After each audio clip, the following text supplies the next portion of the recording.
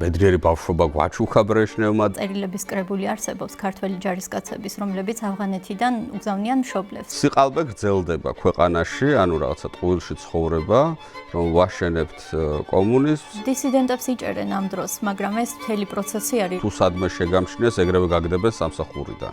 მაგრამ ეს არსად არ გაშუქებულა, არც პრესაში დაბეჭდილა ამის შესახებ, არც სადმე ვინმეს დაუწერია. სხვათა შორის ეს შევარდნაძეს ერთგვარად ბუმერანგად უბრუნდება. იმიტომ რომ ციხეში არიან კოსტავა, გამსახურდია და მაგრამ პატიაშვილი მარტოც არ იყო. იწერება წერილები, რომ არ აქვს საკმარისი რესურსი იმისთვის, რომ დაასრულონ ეს პროექტი. შექმნის მცდელობა კეთილი რუსეთის სახისა. მთელი ქალაქის ცენტრალური ქუჩები არის გადაქცეული მიტინგებად. უკანასკნელ დღეებში უკიდურესი ყაიდის არაფორმალურ დაჯგუფებათა ლიდერებმა შეძლეს ვითარების გამწვავება თბილისში. საინტერესოა კიდე ისტორიოგრაფიაში ეს ჭორების მიმართულებაც. გივი გუმბარიძეს და დანარჩენ კომუნისტებს ახალი პატრონი ყავთ მოსაძები.